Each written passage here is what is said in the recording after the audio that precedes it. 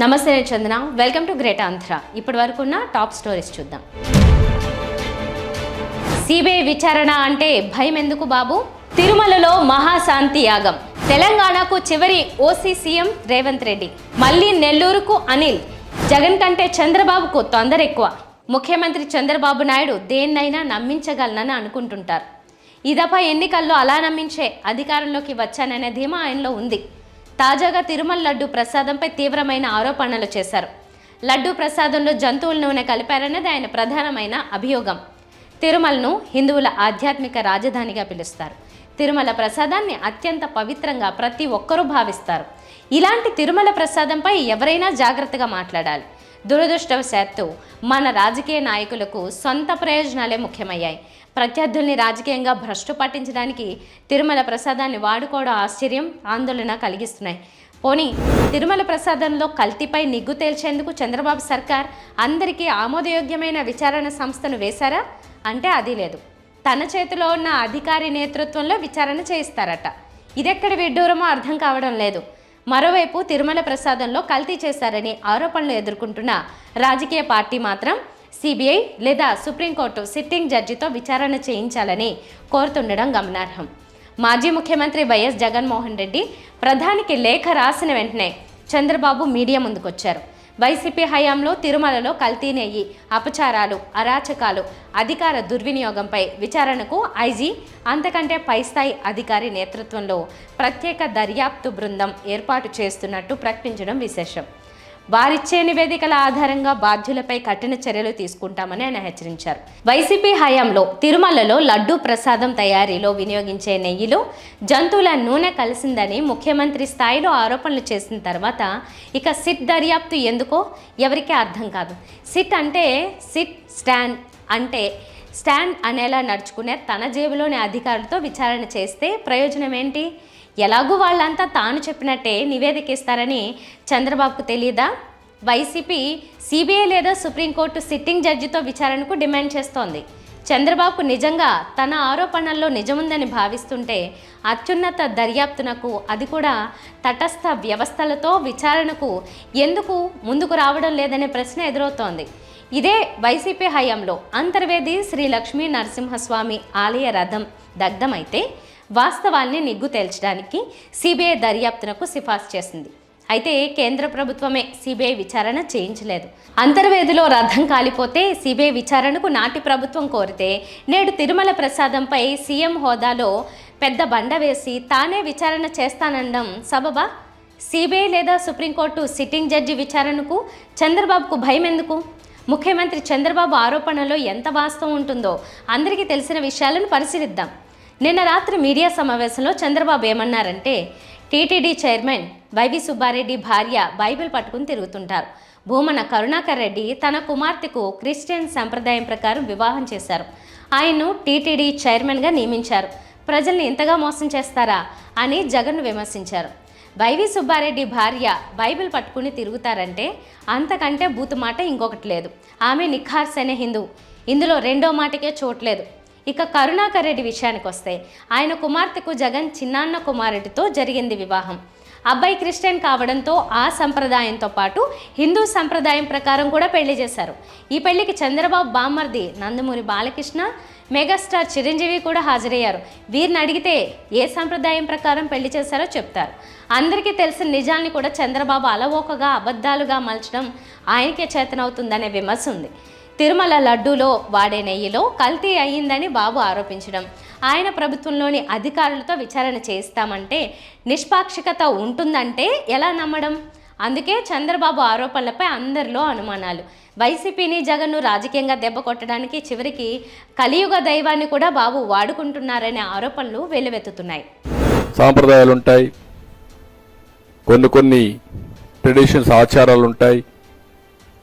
ఒక ఇంట్లో మనం పూజ చేయాలంటే, వెంకటేశ్వర స్వామికి ఇంట్లో పూజ చేయాలంటే సాంప్రదాయ ప్రకారం అన్ని విధాలా ప్రక్షాళన చేసిన తర్వాతనే, పవిత్రంగా అయిన తర్వాతనే చేస్తాం. అలాంటిది వెంకటేశ్వర స్వామి దేవాలయంలో ఇలాంటి అపవిత్రమైన కార్యక్రమాలు ఏంటని నేను అడుగుతున్నా. ఇలాంటి అపవిత్రమైన కార్యక్రమాలు చేసి మళ్ళా ఎదురుదాడి. ఎవరైతే టీటీడీ ఈఓ మాట్లాడుతున్నాడు, X EO, TTD board chairman, ఒక పక్క ఆయన భార్య బైబిల్ పట్టుకొని తిరుగుతూ ఉంటుంది, ఎక్కడ చూసినా ఫోటోలు వస్తున్నాయి. ఈయన మాట్లాడతాడు, మళ్ళీ ఎదురుదాడి చేస్తాడు. నీకు నమ్మకం లేకపోతే రావద్దు, అది వేరే విషయం. నువ్వు లేకపోతే లేరా ఇక్కడ?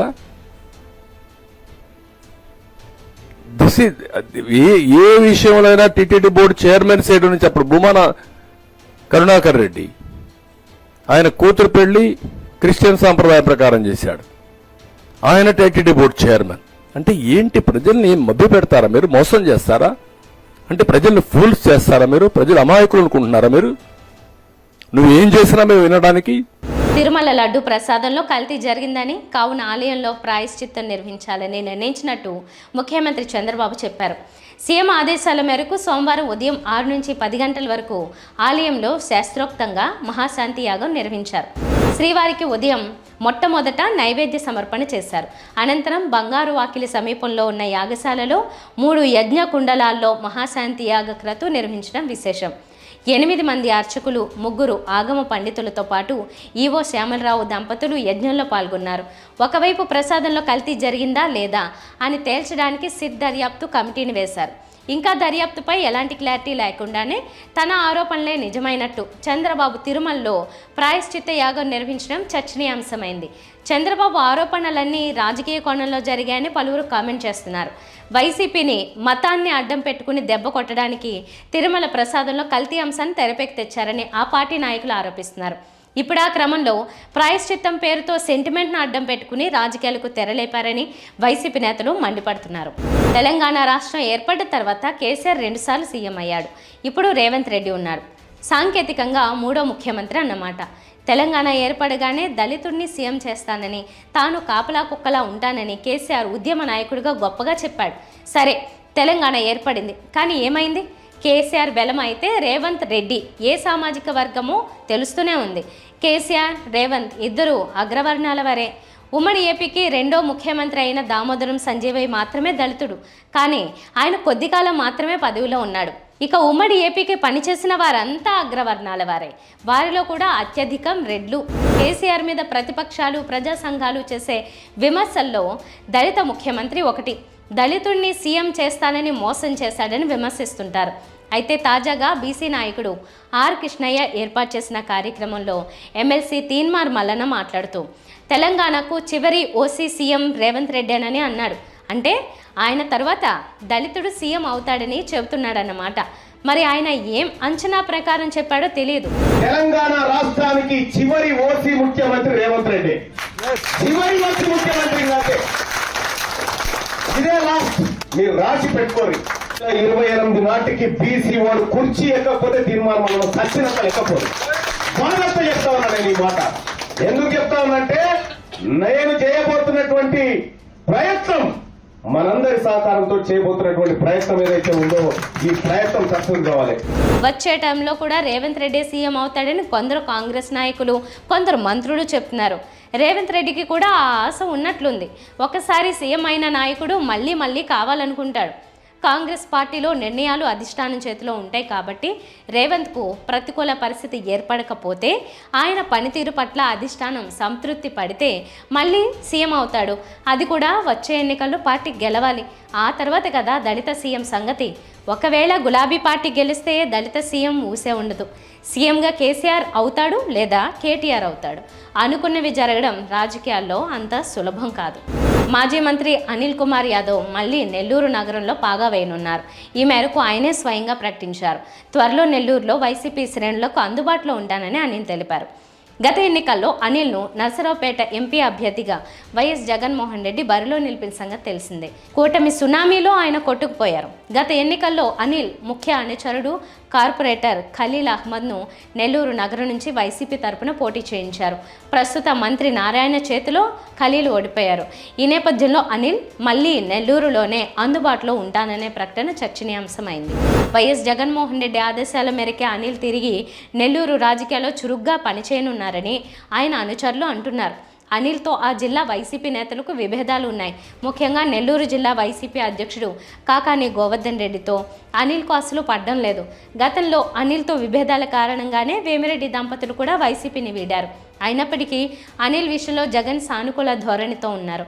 నెల్లూరు సిటీకి అనిల్ కుమార్ యాదవ్ వస్తే వర్గ రాజకీయాలు మళ్లీ మొదలవుతాయనే చర్చ జరుగుతోంది. వైసీపీ ఘోర పరాజయం నేపథ్యంలో విభేదాలను పక్కన పెట్టేలా జగన్ చర్యలు తీసుకుంటారా లేక మౌనంతో ప్రోత్సహిస్తారా అనేది రానున్న కాలంలో తేలనుంది.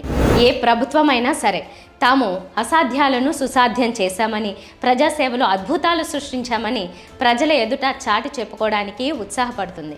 నిన్నటిదాకా జగన్మోహన్ రెడ్డి పరిపాలన సాగించిన, ఇవాళ చంద్రబాబు నాయుడు పరిపాలన సాగిస్తున్న ఇద్దరి పనితీరులోనూ ఈ విషయంలో మాత్రం తేడా ఉండదు. నిన్న జగన్ చేసిన పని ఇవాళ చంద్రబాబు నాయుడు కూడా చేస్తారు. అయితే ఇలా సొంత డబ్బా కొట్టుకునే విషయంలో చంద్రబాబు నాయుడుకు జగన్ కంటే చాలా తొందర ఉన్నట్లుగా కనిపిస్తోంది. ఎందుకంటే 4 ఏళ్ల పాలన పూర్తయిన తర్వాత జగన్మోహన్ రెడ్డి ఇంటింటికి వైఎస్ఆర్ కాంగ్రెస్ పేరుతో ప్రభుత్వం సాధించిన విజయాలను ప్రతి ఒక్కరికి చాటి చెప్పాలని పార్టీ ఎమ్మెల్యేలను పురమాయించి పంపారు. చంద్రబాబు నాయుడు 100 రోజులు పూర్తి కాగానే తాము సాధించిన విజయాలను రాష్ట్రమంతా టముకు వేయాలంటూ నాయకులను పురమాయిస్తున్నారు. చంద్రబాబు నాయుడు తెలుగుదేశం పార్టీ నాయకులతో టెలికాన్ఫరెన్స్ నిర్వహించారు. 100 రోజుల ప్రభుత్వ కాలంలో సాధించిన విజయాలను గురించి ఇంటింటికి తిరిగి ప్రజలకు తెలియజేయాలని ఆయన పార్టీ వారికి మార్గదర్శనం చేశారు. అలాగే 2029 సంవత్సరం నాటికి తెలుగుదేశం పార్టీని తిరుగులేని అజేయమైన శక్తిగా రూపొందిస్తామని కూడా ఆయన సెలవిచ్చారు. అంతా బాగానే ఉంది, కానీ ఇంటింటికి తిరిగి ప్రచారం చేయడం మొదలెడితే తల బొప్పి కడుతుందని పార్టీ కార్యకర్తలు వ్యాఖ్యానిస్తున్నారు. ఎందుకంటే ప్రభుత్వం కొన్ని హామీలను ఇప్పటికే నెరవేర్చుకున్నప్పటికీ వేటి కోసమైతే ప్రజలు అత్యంత ఆశతో ఎదురు చూస్తున్నారో అలాంటి కీలక హామీలు ఇప్పటిదాకా కార్యరూపం దాల్చలేదు. సూపర్ 6 హామీలకు అతిగతి లేదు. ఎప్పుడు అవి అమల్లోకి వస్తాయన్న సమాచారం కూడా ప్రభుత్వ పెద్దలు ఎవ్వరూ చెప్పడం లేదు. అలాగే పార్టీ పరంగా కూడా శ్రేణుల్లో నిరుత్సాహం ఉంది. నామినేటెడ్ పదవుల భర్తీ గురించి ఇప్పటిదాకా పట్టించుకోలేదు. కార్యకర్తలు గంపెడాసలు పెట్టుకుని ఎదురు చూస్తున్నారు. చంద్రబాబు నాయుడు మాత్రం 100 రోజులలోగా నామినేటెడ్ పదవులన్నీ ప్రకటించేస్తాం అని అన్నారు. కానీ ఆ గడువు పూర్తయింది తప్ప వారి ఆశలు మాత్రం జరగలేదు. ఇవి వాళ్ళ టాప్ స్టోరీస్. మరిన్ని అప్డేట్స్తో కలుద్దాం. నమస్తే.